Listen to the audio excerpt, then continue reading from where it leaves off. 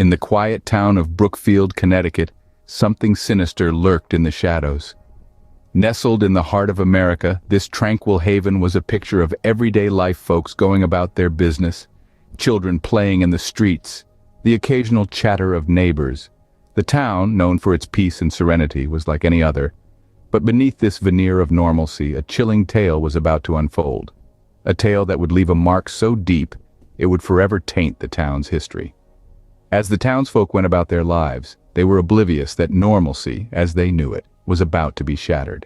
The lives of Arnie Cheyenne Johnson, his girlfriend, and her brother appeared ordinary, until it wasn't.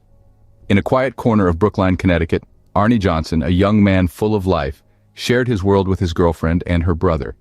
Their lives were like countless others, marked by the mundane rhythm of everyday existence.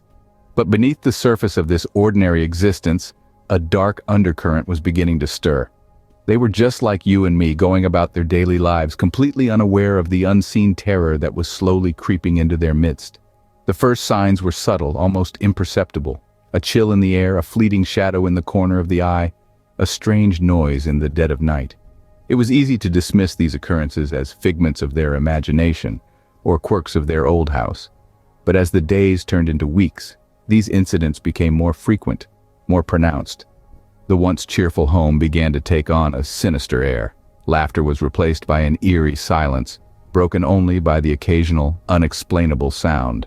Rooms that were once filled with warmth and love now echoed with a cold, unsettling energy. The atmosphere grew dense, heavy with an inexplicable dread that seemed to seep into their very souls.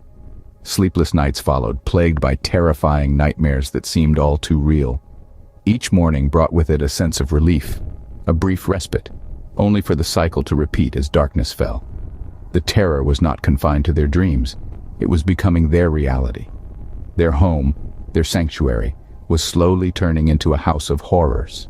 The supernatural occurrences escalated, pushing them to the brink of despair. As if the previous paranormal activities weren't enough, things took a turn for the worse. The disturbances grew in intensity, and fear seeped into every corner of their daily lives. The once familiar and comforting surroundings of their home now seemed like a playground for unseen entities. The air became heavy with an unfathomable dread. Shadows danced menacingly in the corners of their eyes, and chilling whispers echoed in the silence of the night.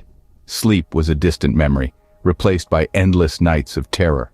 The line between reality and the supernatural was blurring, and sanity was hanging by a thread. The desperate trio, Johnson, his girlfriend, and her brother, sought help from a priest. An exorcism was their last resort, their final hope to reclaim their lives from the clutches of the unknown. But the entities at play were far more powerful than they could have ever imagined. The day of the exorcism arrived, bringing with it a palpable tension. The priest, a man of faith and valor, began the ritual. The room was filled with the scent of burning sage and the echoing chants of Latin prayers. But as the ritual progressed, the atmosphere grew increasingly hostile.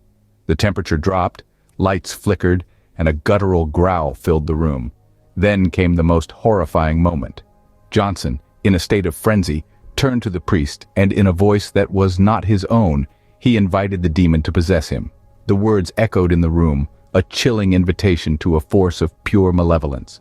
The room fell silent, the calm before an impending storm. The aftermath was nothing short of terrifying. Johnson's demeanor changed. His eyes, once full of fear, now bore an eerie calmness.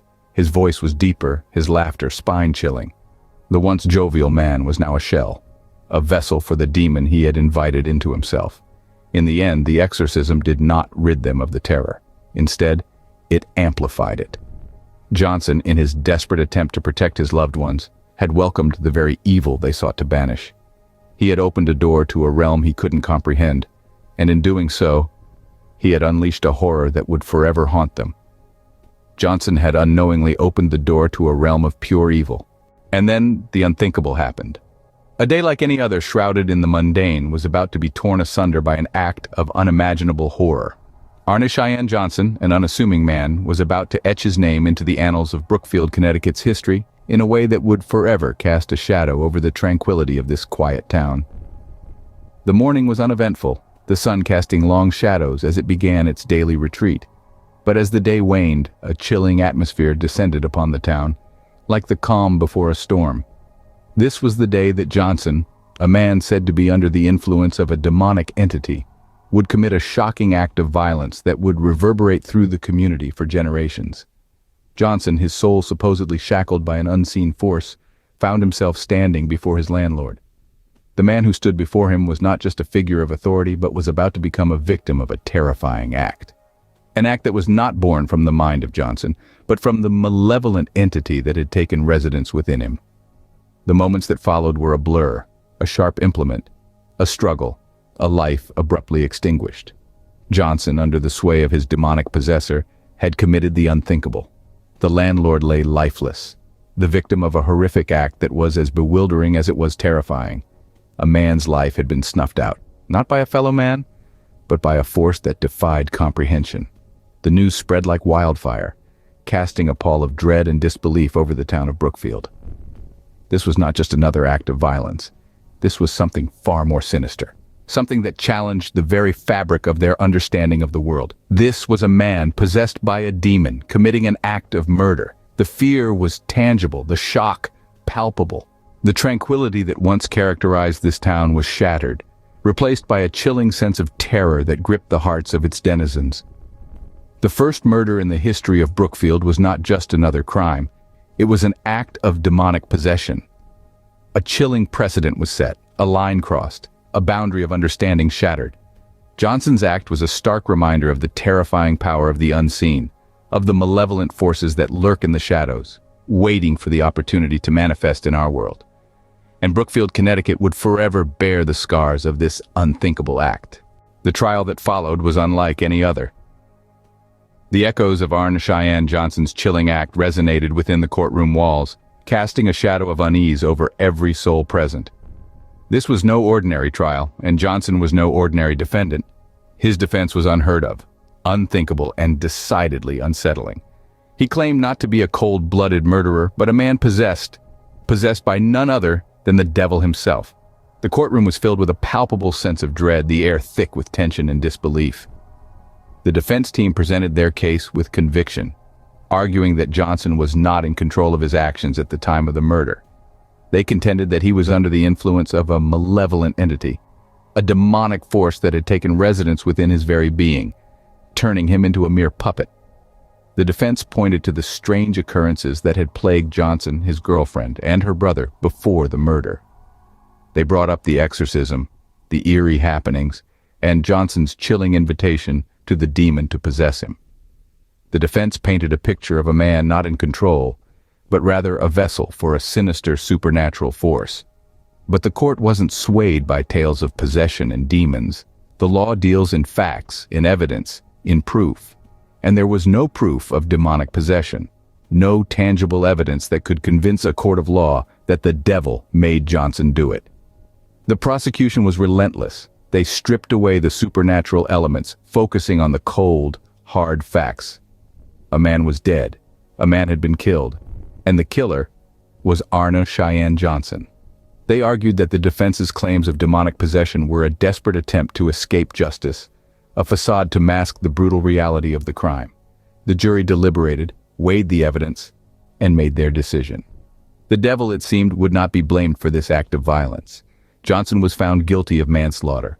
The court rejected the defense of demonic possession, casting aside the idea that the devil could be held responsible for the actions of a man.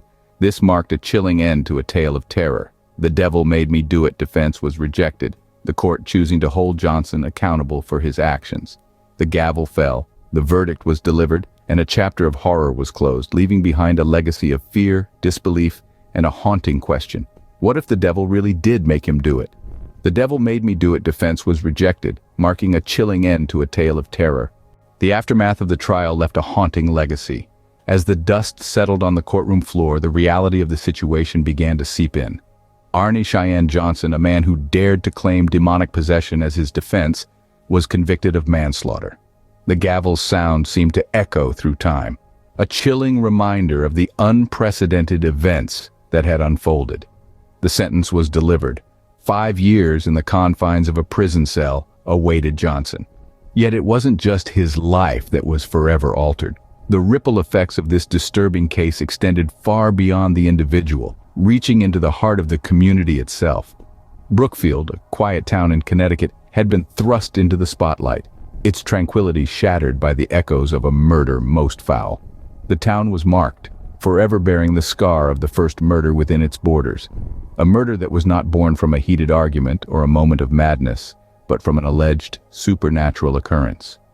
An occurrence that shook the very foundations of the town's belief system, challenging the line between the physical world and the realm of the unknown. In the wake of Johnson's trial, the town was left grappling with fear and uncertainty. The whispers of "the devil made me do it" defense continued to stir discomfort among its residents. The very word seemed to hang in the air, a ghostly presence that refused to fade away. And so the once peaceful town was forever changed, its history now intertwined with a chilling tale of possession, murder, and a trial that questioned the very nature of reality. Even after Johnson served his time and life moved on, the echo of this case lingered, a shadow cast over the town. The echoes of this chilling tale still reverberate through the quiet town. The story of Arna Cheyenne Johnson, the man who invited a demon into his soul, and the horrific act that followed, remains a haunting reminder of the unseen terror that may lurk in the darkest corners of our world. Today, we've peeled back the veil on a tale of terror and possession. We've delved into the chilling narrative of Arnie Johnson, a man who claimed demonic possession led him to commit a horrifying act. If you crave more stories from the darker side, subscribe to our channel and give this video a like. Until next time, remember, not all that lurks in the shadows is merely a figment of imagination.